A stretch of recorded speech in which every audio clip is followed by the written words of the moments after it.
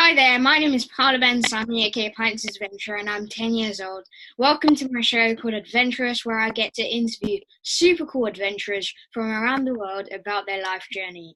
I'm the youngest ambassador for Water to Go, and my website is www.watertogo.eu/Paolo Ben Salmi.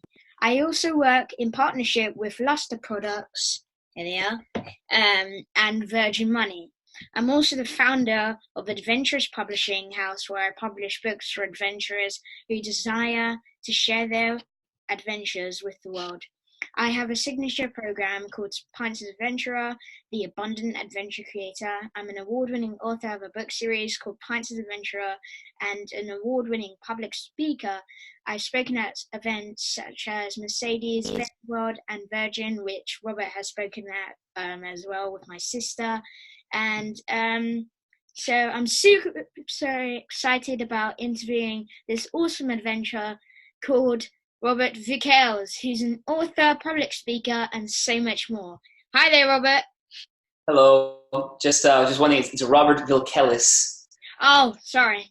Don't worry. My name has been creatively spoken an amazing number of times in my entire life. So welcome to my show, and thank you for letting me interview you. I'm really looking forward to interviewing you because in life I believe that there are two types of adventures that we can go on. One, an internal adventure of self-discovery. Two, an external adventure out in the world exploring this beautiful earth. So are you ready, Robert? Of course. Let's do it. Okay, so I'd just like you to interview yourself so whoever's watching feels like they know you after the interview. Sure. So is that the first question? Yeah, that's the first question. Okay. Can you repeat the question? I thought that was setting the stage. Oh. So I'm introducing myself. Yeah, just introduce yourself and tell whoever's listening what you do. Okay, sure. Yeah. So my name is Robert Vilkelis. I am a coach, and more specifically, I focus on public speaking because really public speaking is one of those skills that is probably one of the most valuable you could ever have. And yet it's often one of our most underdeveloped. So in my first year of university, I co-founded Masters of Impact with my mother, and we've worked together on a variety of projects with an abundance of people ranging from high school students to senior executives. One time I remember I even worked with the dean of a business school in Israel. Oh. So it's a very exciting role because you get to really get into people's lives and understand what's important to them and what can you do to really bring that out. Yeah. For me, who I see myself as is I am a catalyst for human expression. So a catalyst simply being something that brings energy to a situation, that makes things happen faster. People can naturally express themselves, but sometimes we get stuck. Yeah. So as a catalyst, it's helping people to get past that and actually break through and be exactly who they want to be. And I guess that's my professional life, the kind of more side demographics. I'm 22 years old. I was told once by a Roger Hamilton, who is a futurist entrepreneur, if you ever have a strange accent, you should define it for the sake of the audience. And my accent is American, but not really. Some people call me Canadian because they're scared of offending a Canadian by calling them American. But I was born in California. My mother's Italian. My dad's Lithuanian. And I've lived in France and the UK, and I've also worked in Japan. So I know, I know quite a bit about exploring internally as well as externally, I like to believe. Wow. So Robert does a lot, doesn't he? So next question is, what is your why and why do you do what you do? So what is my why and why do I do what I do? So when I was 16, I started training as a coach. More specifically, I started training in neuro-linguistic programming, which academically, it's looking at the subjective human experience. How do we experience the way that we do? Why do we all experience it differently? Why is it that I'll respond differently to I don't know, to use a cheeky example, why do I respond differently to your mother than you do? And why would you respond differently to my mother than I do? It seems kind of obvious, like, well, it's because we've got different relationships. Yeah, but that's part of it. It's a subjective experience that we share between each other and with the world. And sometimes we don't have a productive relationship. Or sometimes things aren't going the way we want them to. Sometimes we're struggling, and sometimes we just want to actually say, sometimes we say, I'm really good at this, but how can I get better? That's what NLP is all about. And I trained for that for 4 years. I am the world's youngest NLP master trainer. Maybe that's changed because it's been a few years, but I was certified when I was 19, right before university. That was a huge accomplishment for me. And what I got out of that was, there was this phrase that people kept saying. People kept saying, wow, I wish I had learned this when I was your age. Everybody wished that they had learned what I was learning 10, 20, 30, 40, 50, 60, 70 years ago. And I recognize that I'm in a very privileged position to actually teach this stuff. And I know that it's not a matter of can people understand. It's really a matter of, is it available to people? Is it accessible to people? And that I consider myself a catalyst for human expression. And I always say human expression because to me it's very broad. It's writing, it's speaking, it's designing, it's drawing, it's everything. And I know myself as somebody who has been able to tap into that sort of expression in myself. And I know that I have the power to share it with others. And I believe I have a responsibility to share it with others. Because the point of knowledge is to be shared. Simply learning something and then saying, great, that's mine now, bye, that doesn't cut it for me. So I think that's my motivation for doing what I do. Wow, that was an epic answer. Thank you. Thank you. So next question is, do you like to go on adventures? I would say yes, I do like to go on adventures. Yeah. I could answer that for a long time, but I feel like there's follow-up questions to allow me to do so. So yes, I do like to go on adventures. Yeah, I know you do because every year you're going to Comic-Con. Yeah. Oh yeah. Yeah, last year I think you dressed up as a Street Fighter, I think it was. So I've done a few. So for those of you who don't know, Comic-Con is a convention where you go and it's all about movies, games, comic books. Although most comic books are now movies as well, thanks to Marvel and Marvel movies especially. So every year I've been going and I get to cosplay, which means I get to dress up as a character that I like. Yeah. So in the last few years, I dressed up as a character from a Japanese video game called Danganronpa. Probably nobody knows it, but the character is called Byakuya Togami. So I got to wear a wig and desperately try and find very specific pair of glasses. That was fun. And I also dressed up as a video game, a Roman video game character previous time. And I'm actually going again next month alongside your sister, which is great. Yeah. And I plan to be going as Scarecrow from Batman Arkham Asylum, which is a really terrifying cosplay because basically you have this, so it's like I have this burlap mask that also has, a gas mask coming out through it.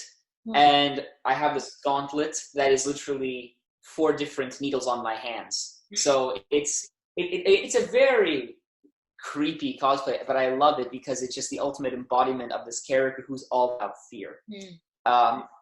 The needles are toothpicks though. They're silver toothpicks, but people think they're real, which scares the hell out of people when I'm walking around. I learned how many people have needles when I first wore that cosplay a few years back. That's what adventures are, just showing the world who you are, because like if you like video games, just like going on that adventure to dress up as the famous player who's in that video game, that's all about the adventures that we go on. Yeah. So what is the best adventure you've been on and why?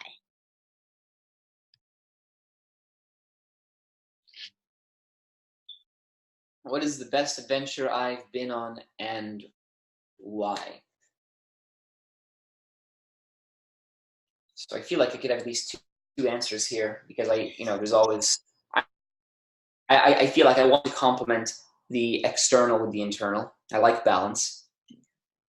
So actually, yeah, okay, I can think of two distinct ones. So the first one is, going out into the world, and I've worked in Japan for 2 summers, and that has just been the most exciting time to, really, I've explored Tokyo, Osaka, Yokohama, Fukuoka. I mean, I start with the 2 big ones, and then I go into more obscure ones, but I've explored a lot of Japan, and it's wonderful to go around there because you get exposed to a completely different way of life.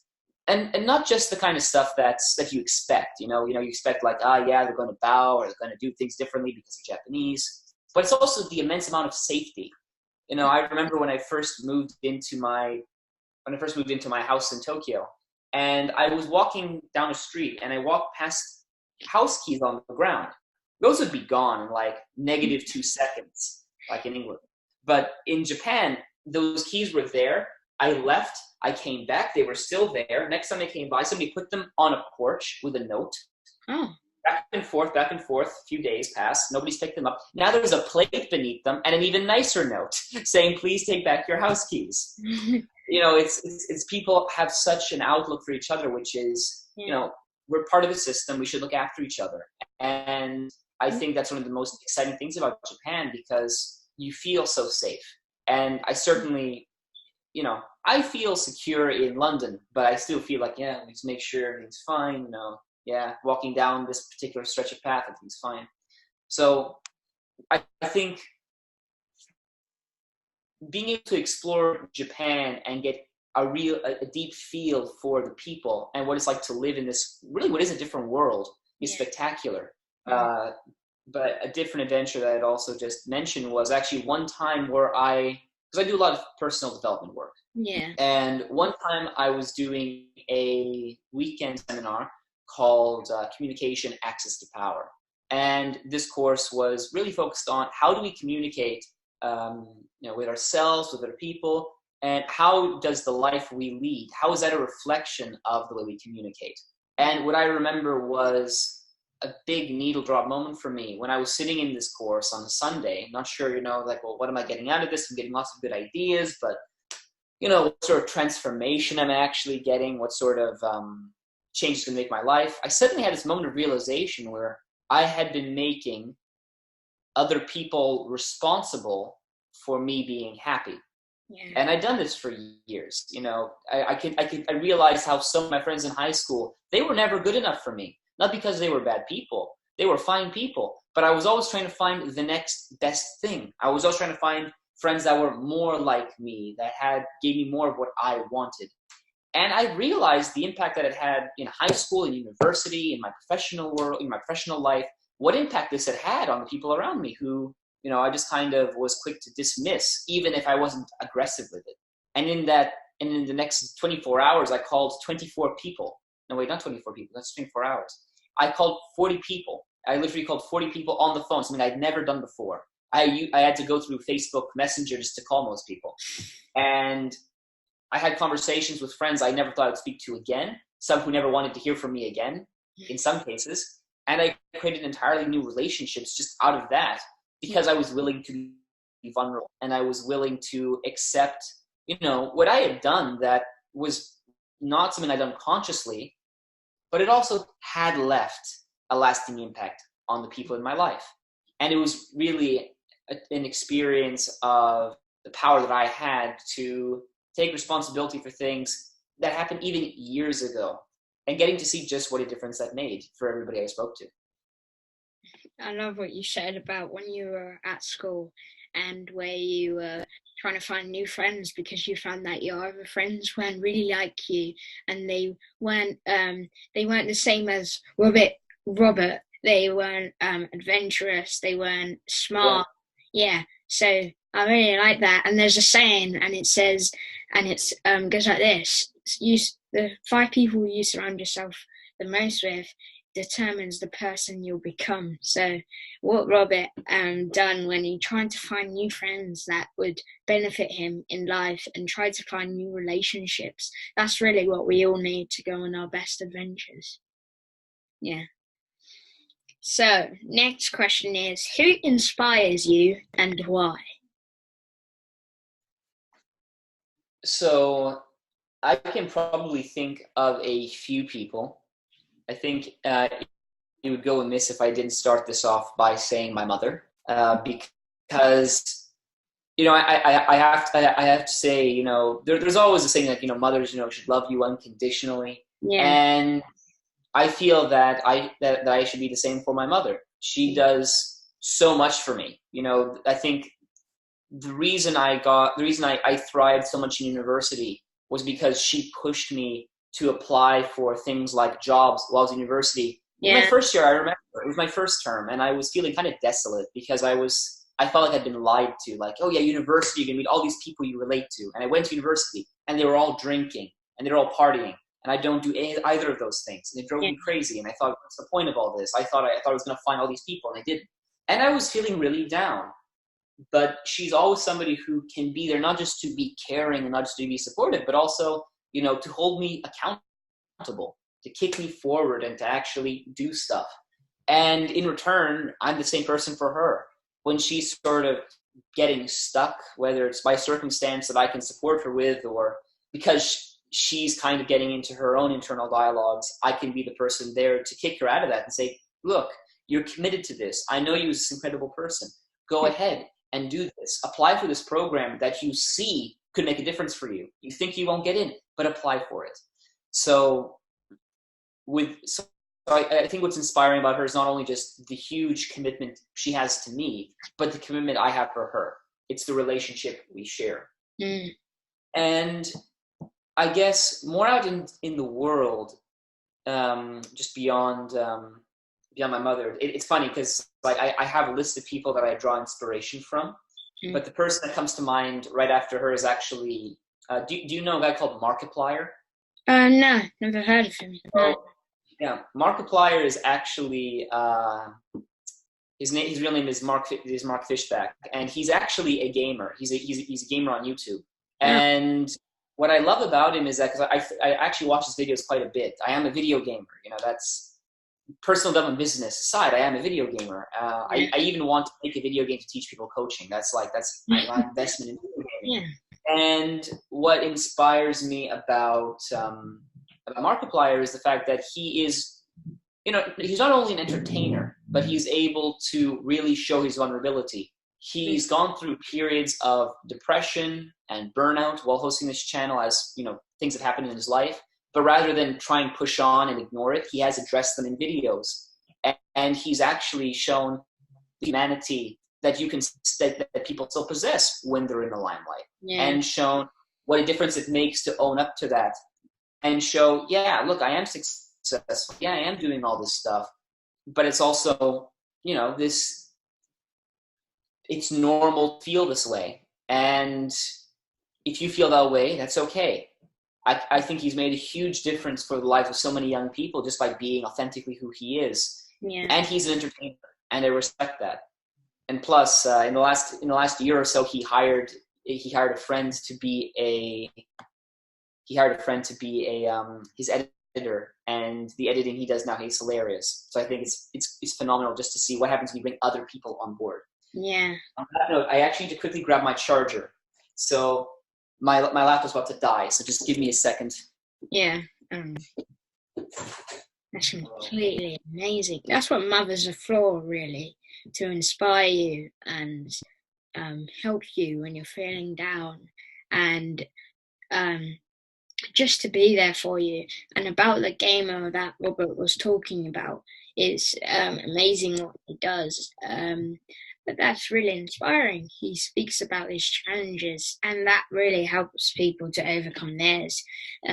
Like maybe that gamer, like Robert said, he's had adversities in his life, depression. He might something might have happened to him or his family, but he's still brave enough to bring someone along to edit his videos and just to speak to people about it. Yeah, that's really inspiring. Okay, good. Okay, crisis averted. Before we started recording, I was going to be in a completely different place. And then my Wi-Fi decided, I don't think I'll work for you there today. So I moved somewhere else thinking I had enough charge. I was wrong. But now we're safe. Now we're secure. Robert saved the day. So the next question is, what has been a pivotal moment in your life and what did it teach you? Wow, you asked me this as a follow-up to everything else I've already said. I have to keep thinking of more examples. So, pivotal moment. I mean, well, I guess to touch further upon what I was mentioning earlier about, studying neuro-linguistic programming, studying NLP. I studied it at 16 because my mother saw what my life was like at school, the kind of person I was becoming. And I think the thing is this, I've always been very creative. I've always been very maverick. I've always been very much, look, I'm going to do this thing. I'm going to do my own thing. And I know it's going to be great. And I'm going to go ahead and do it. And if you don't share that, well, you know what? Screw you. It's like, that's never what I've said. But I can see looking back, when I was a teenager, and to be honest, sometimes today, that's been my kind of attitude. I know my value. I know my strength. I don't want to hold it back. But the issue is just, if you have that, that's, on one side, that's strong. That's good. But if you don't temper it with a curiosity and a compassion for other people, you're not going to be effective. Yeah. I have a friend who's actually kind of similar to me in the sense that he's very creative, very ambitious, has big ideas, but he dismisses people entirely. And if there's one thing I've learned in the last few years of business, if you do not value people, if you do not, leverage those relationships and base them around what you can do for other people rather than what they can do for you, people will get tired of you pretty fast. Yeah. Because they don't need to be around you. In school, I had to be around them. We had to be around each other. In the real world, we're not confined in a lot of ways. So when I went to study NLP, it was 2013. I was living in England, Buckinghamshire, and I went to California to study NLP because in NLP University, NLPU, my mother had gone there about 9 years before, I think. It was 2004. And she had seen the amazing environment it was, the way that people bonded and connected, and the atmosphere of the place, and what it did for her. And she said, I want her to get this as well. So when I went there in 2013, it was not just about learning the skills to read people, to understand people, to work with people. It was also so much about understanding learning could be different. I loved learning, but I realized that the environment I was in at school was very much, we're learning stuff. We're not really that interested in our relationships with each other. NLPU was all about the relationships and the way we bonded and connected with each other. And it gave me the chance to open up and expand my horizons. And to honestly, I think, care about people a lot more than I had been. And, that's not an easy thing to say. Nobody wants to say, oh yeah, I didn't care about people. But I was very dismissive. And being able to jump out of that and instead stop judging people and instead saying, how come you are this way? What is making you do this? What is your positive intention for this? What do you believe? Getting curious about people has served me so well over so many years. So that was a pivotal moment for me, because if it hadn't been for that, honestly, if it hadn't been for my mother and if it hadn't been for NLPU, I think my life would be a lot more insular. It'd be a lot more closed off. I'd be a lot more resentful of people. And I'd be kind of like the smart guy who kind of rubs people the wrong way. And whilst I am very intense, and that can scare people, as I've discovered, I have the people skills now to kind of be conscious of that and to work with that. My life would be completely different without it. Thank you. Love that. So next question is, what are 3 lessons that you have learned in life that are the difference that makes the difference? I like that question, particularly because the difference that makes the difference is actually an NLP saying. Yeah. So we're asking, what's the difference that makes the difference? Yeah. Which is actually a pretty powerful question when you think about it. So the top 3 things.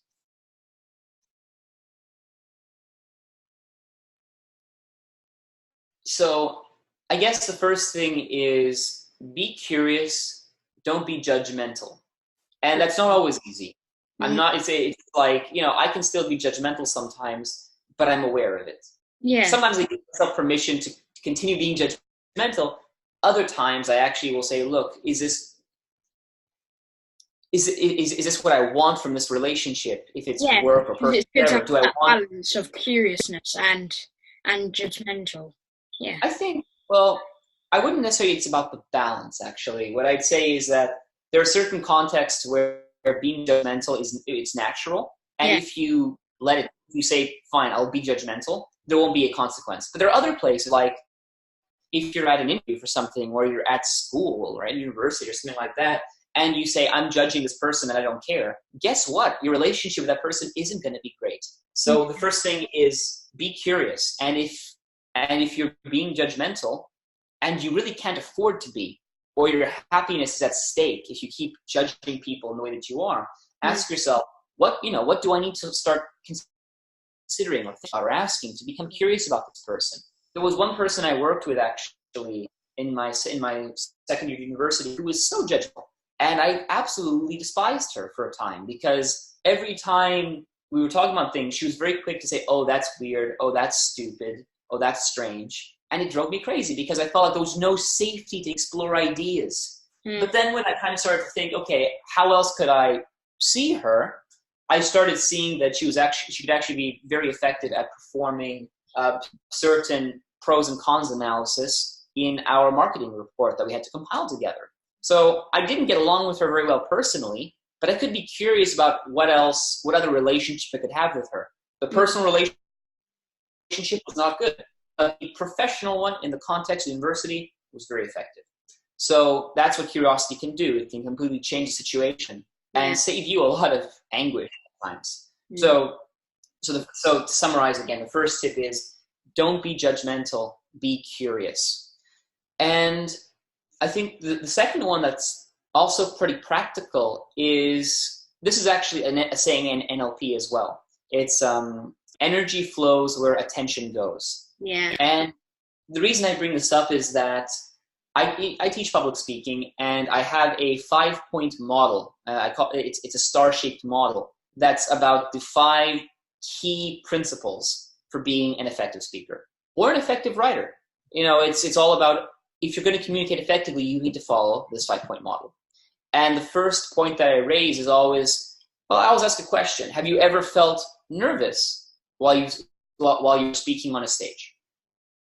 And the answer most people give is yes. Everybody has been nervous speaking on a stage at one time or another. Yeah. Now the thing is, when you're nervous, all of your energy, all of your attention is probably focused on one thing: yourself. What do people think of me? Did I say correctly? Did I forget something? How long do I have? Do people think I'm stupid? Do people think I'm smart? All this stuff that's going on inside your head that actually serves only to take you out of the room and recede into yourself.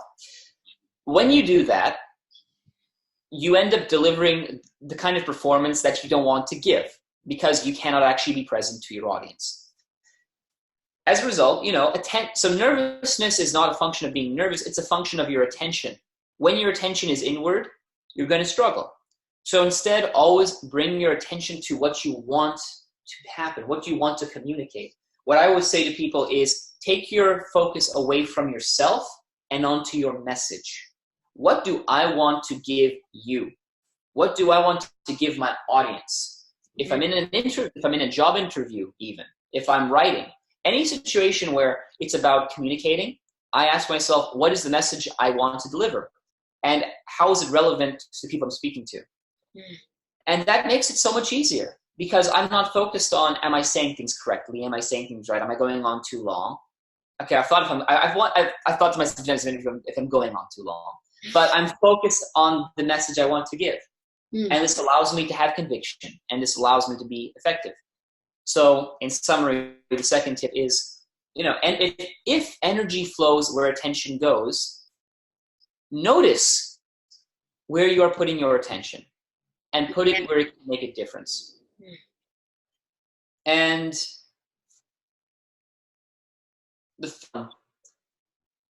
I guess I'll actually go again with another piece of NLP wisdom, which is the map is not the territory.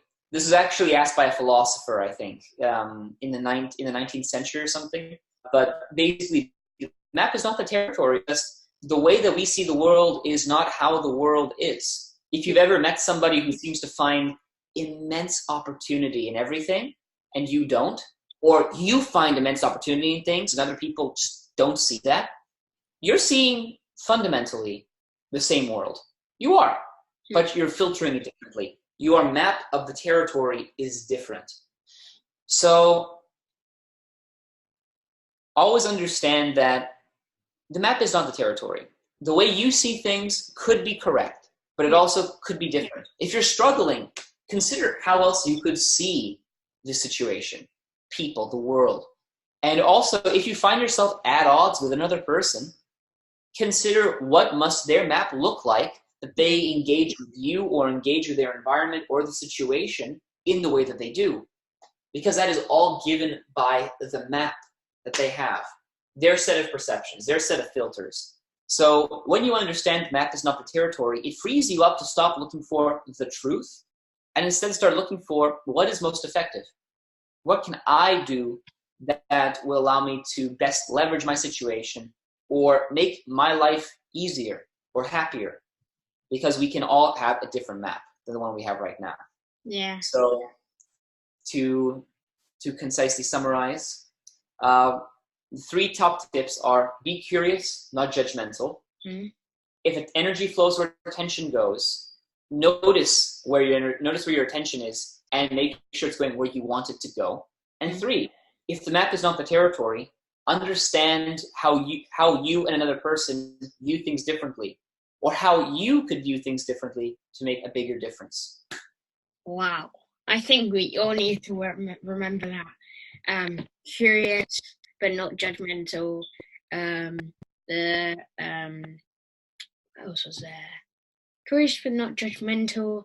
The map of the territory, and then Attention. Your attention. Wow. Amazing. So that's what we all need to remember. So the next question is, what is your dream adventure and why?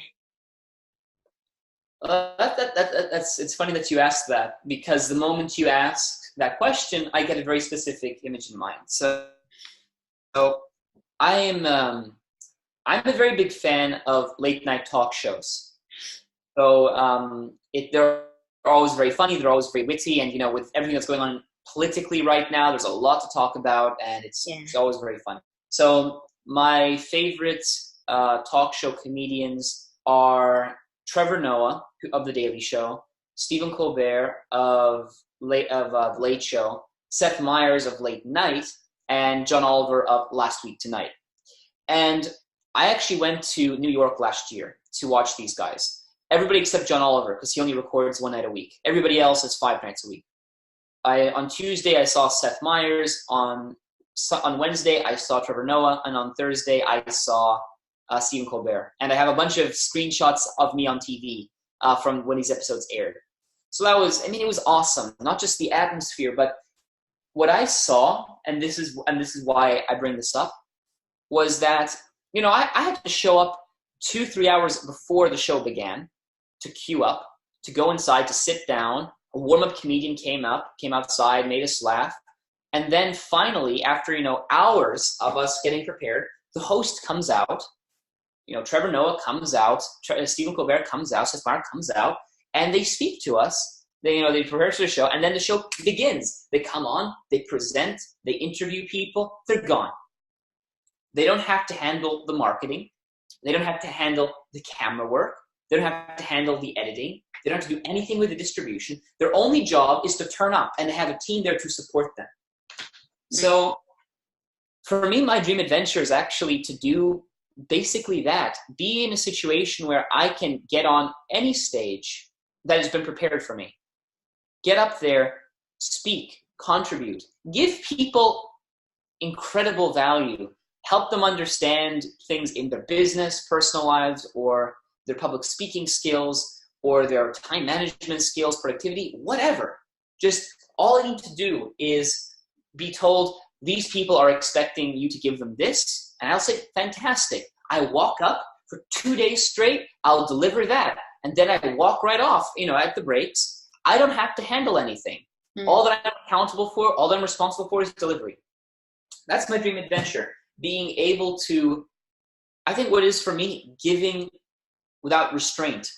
Because right now, when you're only a small business, or especially when you're in London where there's so many people trying to do things, and when you host an event in London, less than 50% of the people who book actually turn up when the event. There's so many things that I have to think about on a daily basis that actually take away from what I aspire to create. So being able to give without restraint, being able to be solely responsible for delivery whilst other people handle everything else to make an incredible experience. That's my dream adventure. Wow. I haven't watched the late night show, but now I'm going to watch it. So online, he uploads these late night. Late night has segments called A Closer Look, and this is all about current events. That's how I got into it. So that's if you plan to watch it, I recommend that, because that's the most interesting stuff we get available in the UK. Yeah, definitely watch it. So next question is, if you could choose anyone to join you on an adventure, who would it be and why? If I could choose anyone to join me on an adventure, who would it be and why? Such a broad question. That's a very good question. I got to think about that one. Hang on.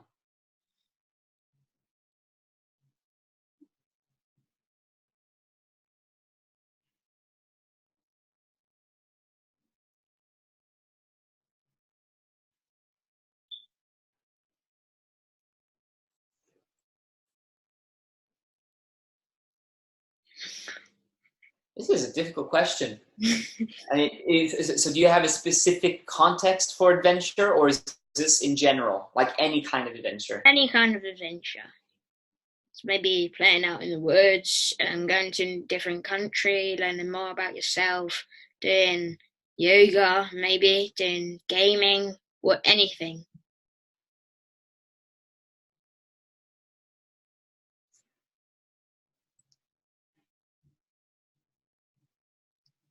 It's funny because when you asked this question, I can't say this was the first thing that came to mind, but actually one thing that I've wanted to do is actually because a few years ago I watched Wicked, the musical, and I think it's one of the most amazing musicals. I own the soundtrack. It was the first thing I ever bought on iTunes. It's a wonderful show, and my mother has never actually seen any West End productions while she's lived in London.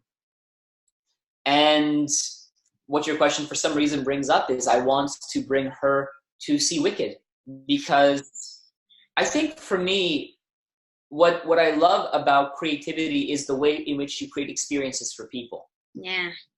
And I love video game music tremendously, actually, for this reason, because it's all about creating experience. But I think with watching Wicked with my mother, what I see is just this possibility to share music that has made a difference in my life.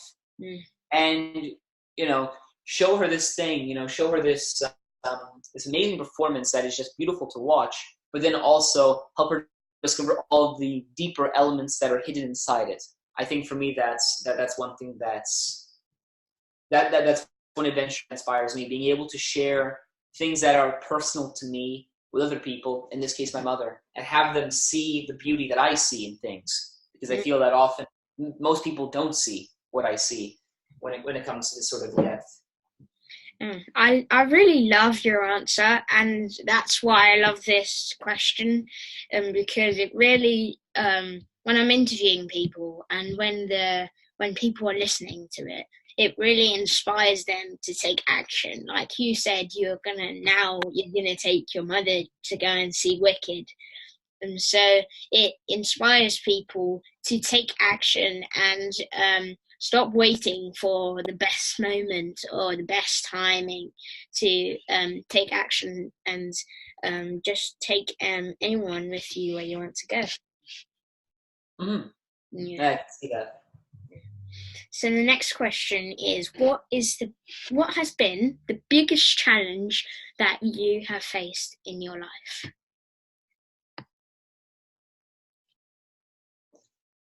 The biggest challenge that I faced in my life. So I think I need to be kind of careful with how I answer this, because it was definitely a big challenge for me. But I don't want to give too many details, because the last thing I want is, because this pertains to some work that I did. The last thing I want to do is give answers that make them think, hey, talking about stuff in public. Well, I think this was actually a very good. So last year, I went to Japan for the first time, and I loved it. And my job there was to teach high school students, and it was an amazing experience. I knew I wanted to return. I wanted to return. So I applied to return as a leader this year. And the thing about how this program is designed is that there's an American half, they're the directors of the specific program, and then there's a Japanese half. So they are, they're an organization that facilitates the teaching.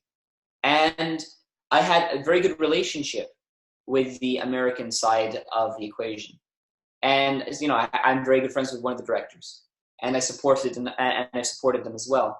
But when it came down to should this guy return, the answer ended up being no, because what they were concerned about essentially in Japan is that despite my best efforts to be sensitive and to not do anything that would upset anybody, I had left somewhat of a bad impression with some staff members.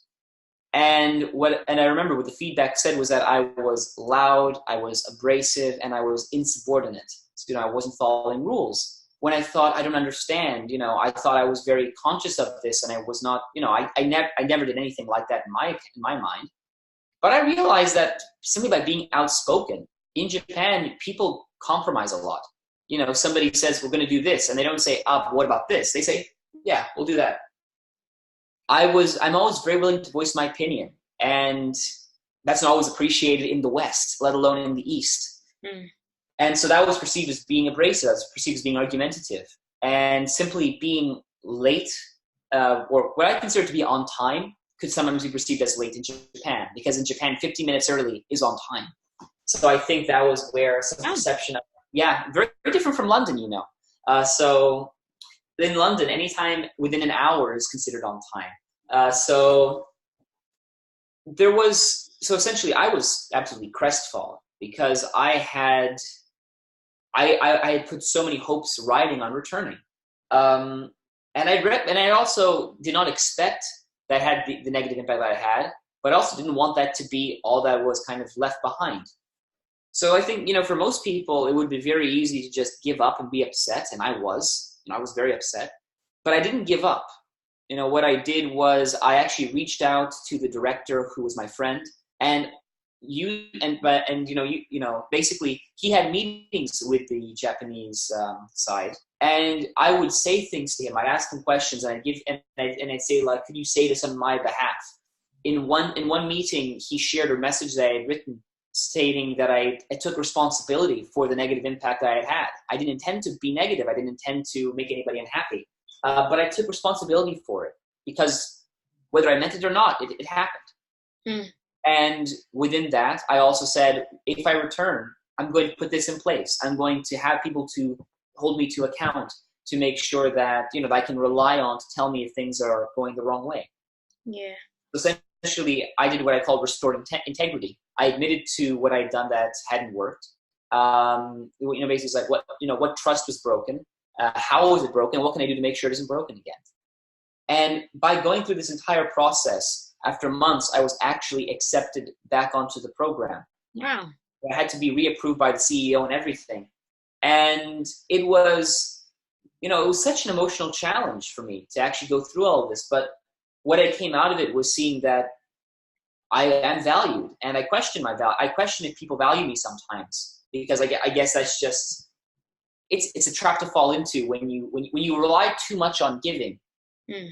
If you say my sense of happiness is based on how much I give, then all people need to do is say I'm not interested, and that is hurtful.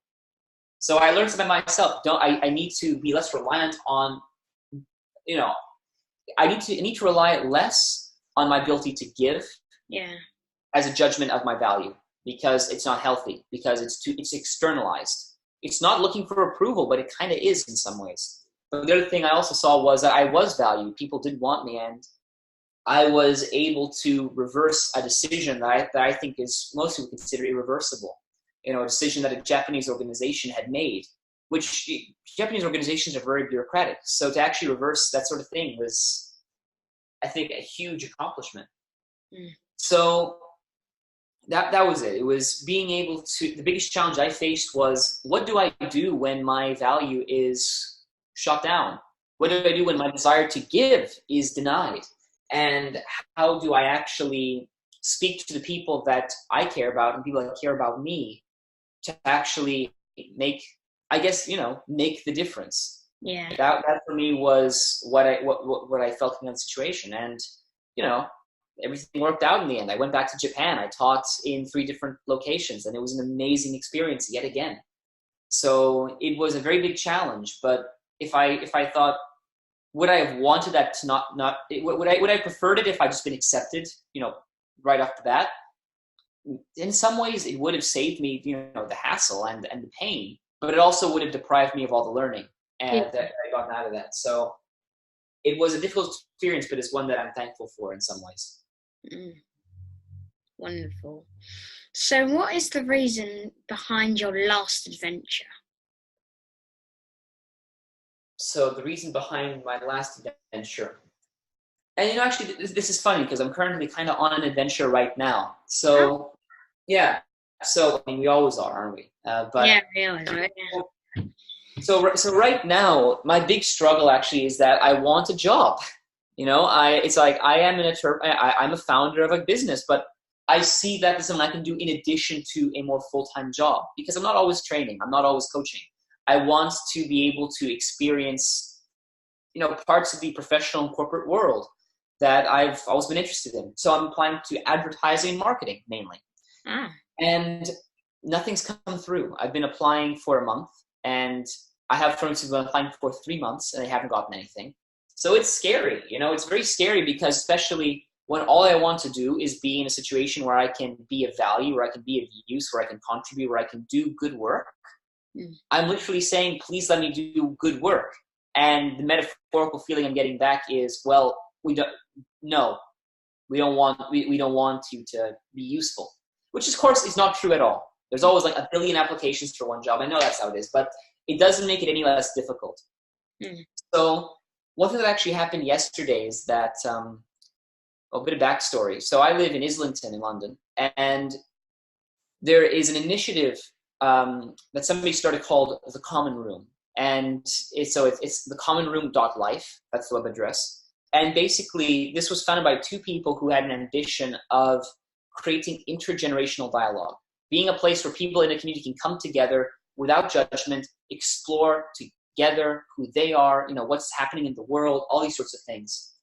And I've been working very closely with one of the co-founders. Her name is George. And it's been very cool. My mother and I have delivered a workshop with them already. It was about unlock your superpowers, looking at what are the skills that are unique to us that allow us to be successful, and how we can use these skills in new areas. You could say in new adventures. Maybe we've worked with people who have been who had a job and they just left their job and they don't want to go back to the same place, but they don't know what to do. We help them discover that they could use their skills as a journalist to become a coder in one case. So that's very exciting. And so the current adventure that's happening now is that on Tuesday, I'm going to be coming in to support the development of the common room by redesigning their syllabus. So what they teach, how they teach it, the progression we give our members. And what I see is that I've been struggling to be kind of satisfied and happy while I've been searching for a job. But by going into the common room, I can actually do meaningful work, which leverages my expertise in design, in branding, in creating things. So within this kind of next few weeks, I'm going to be leading more superpower workshops, first of all. But I'm also going to be working with George to standardize the common room so that it can grow, and to create more learning programs so that more people can get more value, but also that we redesign these learning programs in mind with people who might want to invest or give grant money. Because, we have a workshop called the Purpose Workshop at the Common Room. And that's fantastic. But if we also look at people who are willing to invest money in social schemes, they want, X, Y, and Z. And if we only have X, they won't invest. But if we redesign the syllabus that provides the same amount of value or more value, but also touches upon Y and Z, we could actually secure more funding, which could lead to faster growth, which could lead to more growth. We've just opened up a second location in Waltham Forest. So, there's 2 locations. There's going to be a lot more in the future. So I see this adventure as the possibility of joining something from the beginning and being able to grow, and really in the spirit of social entrepreneurship. And that's something that I think is very exciting. Wow. So you got a lot of adventures going on. Always. Yeah, everyone does. So would you agree that children my age should spend more time outdoors? If so, why? So, I'm going to answer this both in a way that makes your mother happy and in a way that might make her a bit unhappy. There's 2 aspects to this. So a bit of information. Right now, we're going through a time when people don't know what they want to do. Most people my age don't know what they want to do. When I left high school, people marveled at me because they said, Robert, well, I think marvel makes it sound a bit more luxurious than it was. But I think so let's tone that down a bit. People were kind of looking to me for some kind of guidance because they said, well, Robert, you seem to know what you want. I don't. How do you know what you want? Most people just don't know what they want to do. And an additional kind of, I need to find the source of the statistics so I can keep citing it with academic integrity. But in the last few decades, the average age for the onset of depression has gone from 28 to 14. It's gone in half. So many people as teenagers and young adults are stricken by depression. And I think this is a defining factor of your generation and my generation. Just the amount of mental health awareness, but also the fact that this awareness is so needed. So should kids spend more time playing outdoors? Well, I believe that playing outdoors, what it allows to do is it gives you the room to be creative. It gives you the room to express yourself and discover what you're good at, what you're not good at, what you love, what you don't love. We're in an era where we have way too many choices available to us, and we don't know what to do. On one side, we're happy that we have the choices. On the other side, we're unhappy that we don't know how to handle it. But then if we feel unhappy that we don't know how to handle it, we feel unhappy that we feel unhappy about that. So it's ridiculous. So playing outdoors getting together with friends is all about understanding what makes me happy. What can I do to maximize my happiness? Because moving forward, I want to find a job. I want to find a role. I want to find something I can do with my life that is an expression of that. But, and I must say this, there are other ways to do that. Yeah. You know, I grew up with video games. I did spend a lot of time outdoors when I was younger. You know, I remember when I was your age, I actually played outdoors quite a bit with my friend Julia. And she now lives in New York, and I saw her recently, and that was wonderful. She's a very creative person. But we spent a lot of time going outdoors, kind of making up stories and having fun. But you know, also when I was 12, I moved to the UK. I didn't spend that much time outdoors. I played video games most of the time. Yeah, it's good to have that balance though in your life, to have video games and outdoors, because that's really the point of adventures. But what I'd say as well is that I think it's a very common misconception that many people, you know, I'm going to stereotype here, many older people have, is that video games are this kind of mind-numbing thing which you're just sort of, you're doing a thing on a screen, you're not getting any value. And I would say, you know, there are things like Candy Crush. There are mostly mobile games. You know, those ones are really just, their entire reason for existence is for you to play for hours and hours and hours and hours and pay money, spend fewer hours. It's amazing, like, psychologically how that works. But you know, there are games, like for me, one of the most meaningful games I've ever played is called Undertale. And in the story, you actually encounter so many characters in this adventure that actually are so moving. I have cried listening to music from this game more times than I can count. I have cried playing this game more times than I can count. And playing that game actually helped me through high school. It helped me through university. You know, there is one song which is about determination in the face of defeat. I think that's the best way to summarize it. It's called Battle Against a True Hero. And one time I was in an Oxford interview. Well, I was in Oxford because I was applying. I wanted to be a student there. And I just come back from Turkey. And in Turkey, you don't drink the tap water. I had accidentally drunk the tap water in a Burger King, of all places, because they made a soda fountain, Coke with it. It was at an airport. It should not have happened, but I got very sick. And I remember I was lying in bed shivering, shuddering. My bones ached. I didn't want to move. It was terrible. And the only thing that got me out of bed to go to my interview was actually the song Battle Against True Hero from Undertale. So games like Undertale, games like Skyrim, Skyrim, the Elder Scrolls V Skyrim is a massive game. I've spent 1,000 hours in it.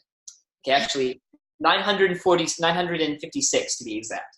But the bottom line, an insane amount of hours that most people would say is too much. But in spending all that time in this game, I learn more about myself from these games. I get to experience creativity. I get to experience world building. I get to think about my own motivations a lot more. In Minecraft is it's a game that everybody seems to play, and it's about building. And I gained a love and desire for architecture from playing Minecraft. I would not have gotten that if I hadn't played Minecraft. There was a game that's, it's like Grand Theft Auto. So, lots of guns and, all the stuff that most parents don't like. It's called Saints Row. I gained a love of cars from that game. I gained an appreciation for how do we form? How do we make things look different to give them different attributes and styles? How do we use colors different? All of these things came from playing video games. So should we spend more time outside? Yeah, maybe we should.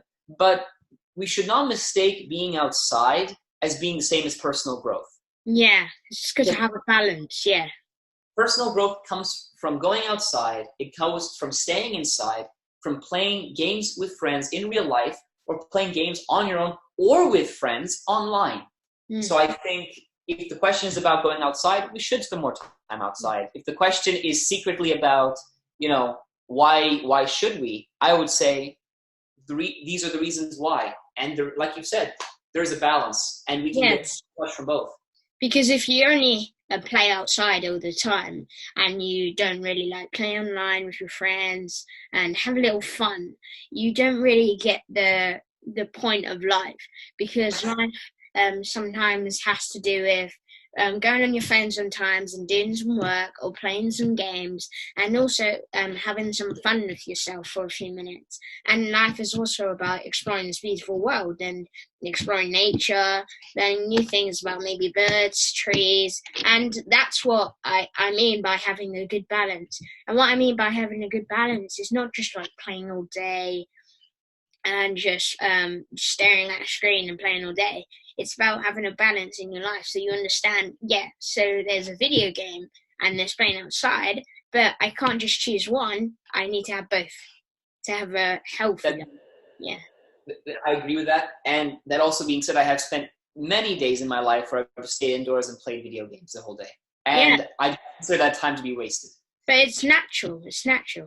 Yeah, you can spend countless days playing video games, and then you can spend countless days out in the wild. So that's what. Yes. Yeah. That I love Japan, and this is a short comment, but I love Japan because I went outside a lot more. I did things with friends a lot more in the real world. Yeah. I spent a lot of time on my computer because I had a context to explore. Yeah, because when you're in new places, you tend to explore more. And has this interview shifted your perspective? If so, what will you do differently going forward? So has this interview shifted my perspective? And if so, what will I do moving forward? Well, I guess, the kind of feeling that I get when I think about that question is that by getting to speak, with you and getting to have this interview, it's reminded me of a lot of the motivations that I have. It's reminded me of a lot of stuff that I like, that I appreciate, that I do want to give. And I think it's the perspective moving forward, I guess, is how can I demonstrate that more in the work that I'm going to be doing, both with the Common Room, but also with job applications. Because, I've been applying to jobs for a month now. I've gone through maybe 24 applications. And I've heard back very little from most people, and it gets to me. And it's very easy to devalue my motivations whilst I'm in this process.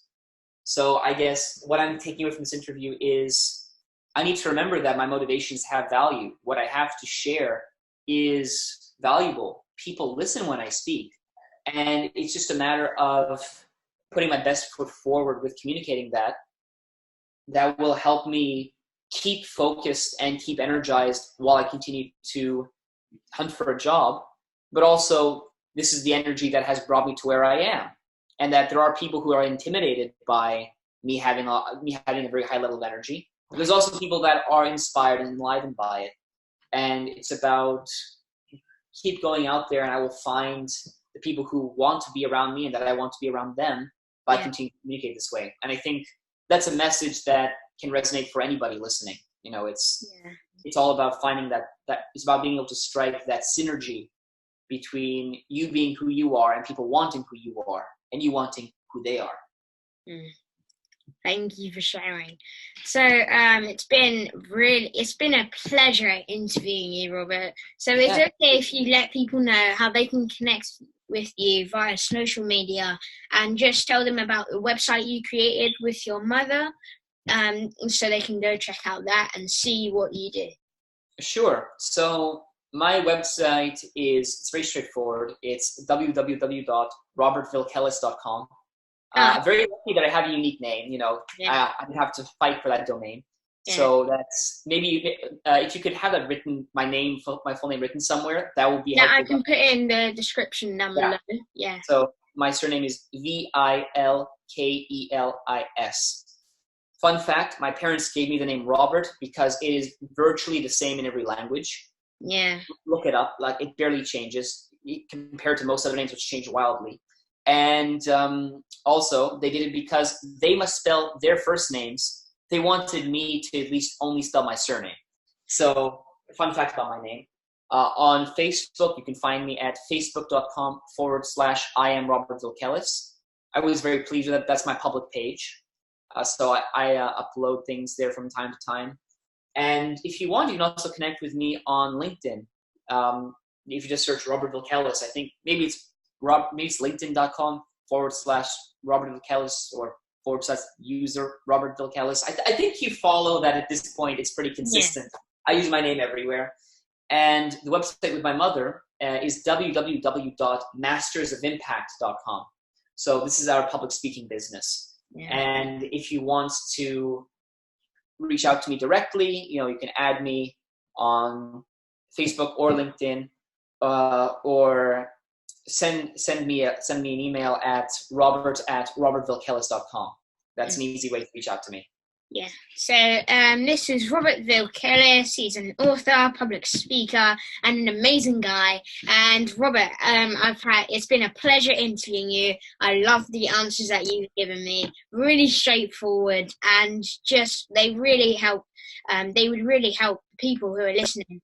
Because you gave them a lot of advice, especially the 3 best things you've learned in life. That was amazing. So thank you for letting me interview you, Robert. It's been a pleasure. Bye. Thank you. See you. Bye.